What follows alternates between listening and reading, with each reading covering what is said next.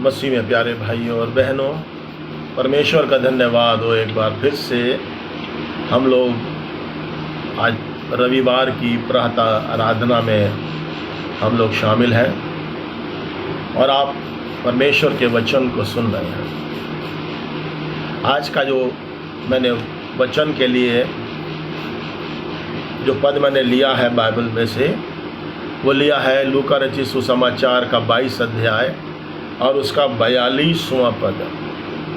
यहाँ सरल लिखा हुआ है, हे पिता, यदि तू चाहे तो ये इस प्याले को मुझसे हटा ले, फिर भी मेरी इच्छा नहीं पर तेरी इच्छा पूरी हो। आइए हम लोग प्रार्थना करेंगे।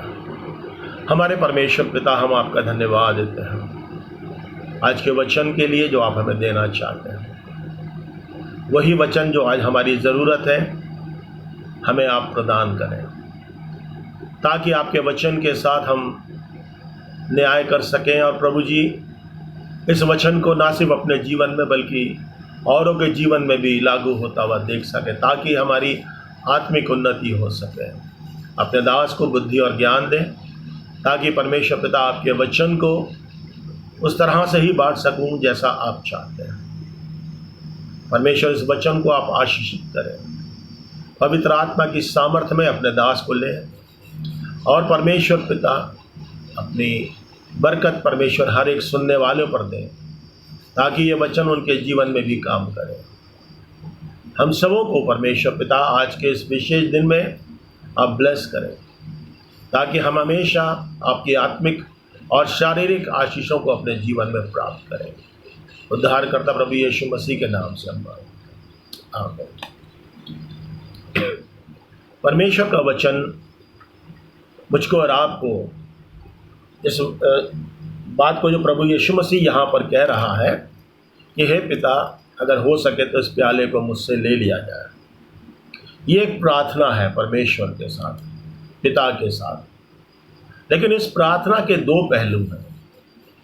अगर ये प्याला मुझसे ले लिया जाए, ये पहला पहलू है इसका, और दूसरा जो पहलू है वो ये है, मेरी नहीं बल्कि तेरी इच्छा पूरी हो। अभी कोरोना का समय चल रहा है। कोरोना बहुत तेज़ी से फैल रहा है। हिंदुस्तान में 3 लाख से पार चला गया है और पूरे विश्व में कोरोना ने बहुत से जीवनों को अफेक्ट किया है और हर आदमी ये चाह रहा है कि हम इस कोरोना से मुक्ति पाएं, क्योंकि इस कोरोना ने बहुत से लोगों के जीवनों को बदल के रख दिया है। उनके जीवनों में बीमारी, परेशानी, मुसीबतें आ गई हैं। लोग परेशान हैं कोरोना से और वो ये चाह रहे हैं कि हम कैसे ना कैसे इस कोरोना से निजात पाएं। मेरे प्रियो, कोरोना ने हमारी सोच को, हमारे जीवनचर्या को बदल के रख दिया है और यहाँ तक कि उसने हमारे मसीही जीवन को, हमारे प्रचार को और यहाँ तक कि बहुतों के विश्वास को भी हिला दिया है। एक बहुत बड़ा अफेक्ट जो है इसका मानव मस्तिष्क पर, उसके आत्मिक जीवन पे कोरोना की वजह से पड़ा है। बहुत से ऐसे प्रचारक थे जो हीलिंग का दावा करते थे, लेकिन आज वो सब कहीं नहीं दिख रहे हैं। बहुत से भविष्यवक्ता खड़े हुए थे जो तमाम तरह की भविष्यवाणियां कर रहे थे, आज उनका कुछ पता नहीं है। किसी की कोई भविष्यवाणी पूरी नहीं हो रही है। कोरोना से कोई किसी को चंगाई नहीं दे पा रहा। इसका मतलब ये नहीं है कि परमेश्वर ने चंगाई देना बंद कर दिया है। परमेश्वर पहले भी चंगा करता था, आज भी कर रहा है, आगे भी कर रहेगा। और परमेश्वर मनुष्यों के द्वारा भी हीलिंग करता है और आज भी कर रहा है और आगे भी करेगा। लेकिन परमेश्वर ने किसी खास व्यक्ति को नहीं चुना है। परमेश्वर ने सबों को चुना है कि वो इस कार्य को करें।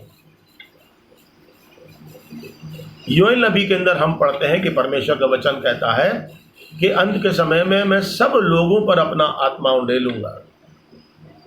परमेश्वर ने किसी को सर्टिफिकेट नहीं दिया है कि यही लोग चंगाई देंगे, यही लोग काम करेंगे, यही लोगों से ही कुछ होगा तो होगा, नहीं तो बाकी लोग जो है वो कुछ नहीं कर पाएंगे।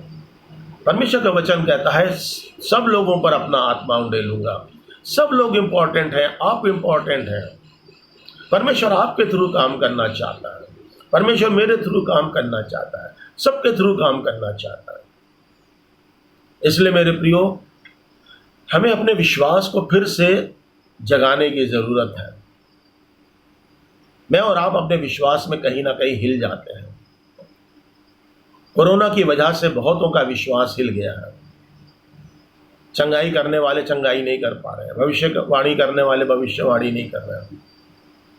इसका ये मतलब नहीं कि हमारा विश्वास गलत है, लेकिन हमें कुछ चीज़ों पर हमें गौर करने की ज़रूरत है। परमेश्वर कुछ फॉर्मूलों को हमें देता है। दूसरा इतिहास के 7 अध्याय में और उसके 13-14 पदों में हम क्या देखते हैं? वचन कहता है, अगर मेरे प्रजा के लोग जो मेरे कहलाते हैं नम्र होकर के, दीन होकर के, एक मन होकर के प्रार्थना करेंगे। परमेश्वर अपने लोगों से चाहता है रिस्पॉन्स। परमेश्वर 2-4 लोगों को अपनी मिल्कियत नहीं देना चाहता है, अपने अधिकार नहीं देना चाहता है। परमेश्वर अपनी प्रजा को, अपने लोगों को चाहता है वो नम्र और दीन हो, तब ये सारी प्रॉब्लम्स जो है, कोरोना हो या कोई हो, ये दूर होंगी। सो मेरे प्रिय लोगों, परमेश्वर आज आपसे और मुझसे ये बात करना चाहता है। अब वो चाहता है कि मैं और आप उसके पास आएं, मैं और आप अपने आप को दीन करें, मैं और आप अपने आप को नम्र करें। तब वचन कहता है, तब मैं तुम्हारे देश को ज्यों का त्यों कर दूंगा और तुम्हारी प्रार्थनाओं को सुनूंगा। परमेश्वर तो चाहता है कि वो मेरे और आपके थ्रू काम करे। और आज का जो परमेश्वर का वचन मुझको और आपको ये बताता है कि जैसा हमने प्रभु यीशु मसीह की प्रार्थना में देखा कि हे प्रभु परमेश्वर, हो सके तो ये प्याला मुझसे ले लिया जाए। आज हम लोग ज़्यादातर यही चाह रहे हैं कि ये कोरोना का प्याला हमसे ले लिया जाए, ये मुसीबत हमसे हट जाए, लेकिन हम ये नहीं चाह रहे हैं कि परमेश्वर तेरी मर्जी पूरी हो। बहुत कम लोग हैं जो इस बात को सोच रहे हैं कि परमेश्वर की मर्जी क्या है इसके पीछे। अगर वो ये चाहता है कि मैं और आप इस अंत समय में मर के उसके पास जाएं, तो हमें तो परमेश्वर से मिलने के लिए हर वक्त तैयार रहना चाहिए। मेरी और आपकी तैयारी क्या है परमेश्वर से मिलने के लिए? हम अपने आप को इस प्रॉब्लम से बचाने के लिए ही क्यों सीमित हैं? परमेश्वर मेरी नहीं तेरी मर्जी पूरी हो, इसका मतलब क्या है? अगर तू चाहता है कि मैं मर जाऊं और तेरे पास आऊं, तो हमें अपने परमेश्वर से मिलने के लिए तैयार रहना चाहिए।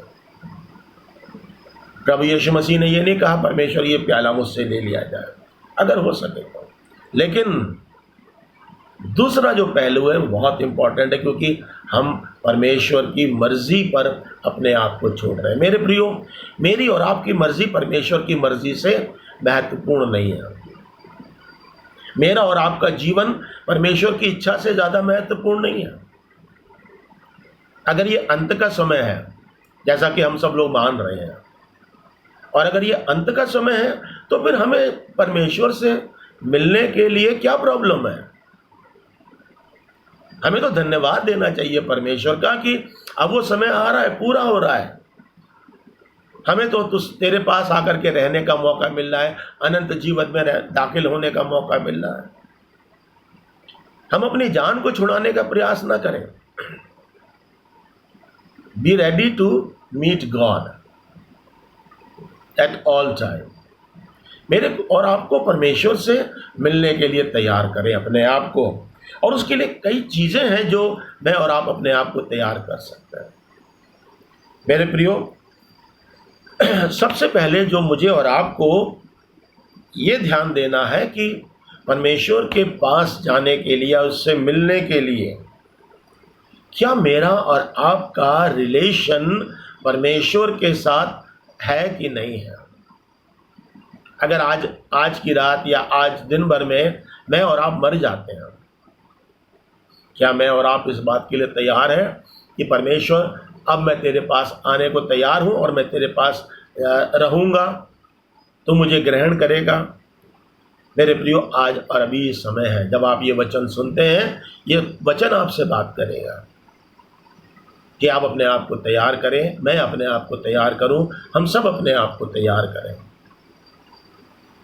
कि परमेश्वर तेरी मर्जी पूरी हो। अगर हम आज आप तेरे पास आते हैं, पहली चीज हम ये देखें कि हम इस बात के लिए एश्योर्ड हों कि मेरा और आपका परमेश्वर के साथ एक रिलेशन है कि नहीं है। क्या मैं और आप उसके संगति से दूर हैं? क्या मैंने और आपने उसको छोड़ दिया है, या उसने, हम कह सकते हैं कि ये परमेश्वर तूने मुझे क्यों छोड़ दिया? आज मैं और आप अपने रिलेशनशिप को, क्रिश्चियनिटी क्या है, मसीहत क्या है? परमेश्वर के साथ एक रिलेशनशिप है। और अगर मेरा और आपका परमेश्वर के साथ रिलेशन ही नहीं है तो मैं और आप कह नहीं सकते परमेश्वर तेरी मर्जी पूरी हो। फिर तो हम ये कहेंगे परमेश्वर कोरोना का प्याला हमसे ले लिया जाए। मैं और आप आज तैयार हो अपने आप को ये कहने के लिए कि परमेश्वर, मैं अपने रिलेशन को तुझसे जोड़ना चाहता हूँ। अगर मेरा और आपका रिलेशन खुदा के साथ टूटा हुआ है, उसे जोड़ें, उसे अपने पापों के लिए क्षमा मांगे, पश्चाताप करें, उसकी संगति में आगे बढ़ें।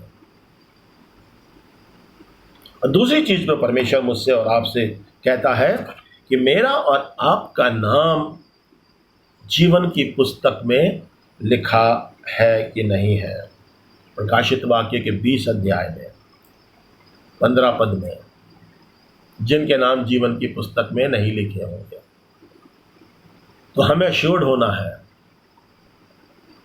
कि क्या मेरा और आपका नाम जीवन की पुस्तक में लिखा हुआ है कि नहीं लिखा हुआ है। हमारी जिंदगी का न्याय कोई नहीं करेगा, हमें खुद अपने लिए करना है। मैं और आप परमेश्वर के पास चले, उससे बोले परमेश्वर मैं अपने पापों की क्षमा मांग। जब परमेश्वर के लोगों ने प्रेरितों के काम 2 अध्याय के अंदर वचन में लिखा हुआ है कि उनके हृदय छिद गए, तो उन्होंने प्रेरितों से पूछा हम क्या करें। तब प्रेरितों ने उनको क्या कहा? पश्चाताप करो। तो पश्चाताप करना ये मेरे और आपके जीवन में बहुत ज़रूरी है कि मैं और आप आज और अभी अपने पापों से पश्चाताप करें। कोई हमें बचाने नहीं आएगा, संसार का कोई व्यक्ति बचाने नहीं आएगा। प्रभु ने हमको बचा लिया है। अब मुझे और आपको सिर्फ अपना रिलेशन परमेश्वर के साथ बेहतर करना है। फिर जैसा प्रेरितों के काम के ही अगले पदों में लिखा हुआ है कि वो लोग प्रेरितों से शिक्षा पाने में, संगति करने में, प्रार्थना करने में, रोटी तोड़ने में लौलीन रहते थे। हमें इन चीज़ों को करना है। एक संगति, अच्छी संगति मुझे और आपको चाहिए। हमें गलत लोगों के साथ में या कल्ट्स जो है आज, उनके साथ संगति करने की ज़रूरत नहीं। मेरे और आपके पास बाइबल है, पढ़िए ना इसको। जब हम बाइबल को पढ़ते हैं तो बाइबल हमारे सारे डाउट्स क्लियर करती है। आज सबसे ज़्यादा लोग क्यों भटक जाते हैं? हर एक के पीछे चल पड़ते हैं। अंधभक्त दूसरे धर्मों में ही नहीं मिलते हैं, मसीहत में भी बहुत अंधभक्त होते हैं जो किसी के पीछे चलते रहते हैं। परमेश्वर कहता है मैं सब लोगों पर अपना आत्मा उंडेलूंगा, है ना।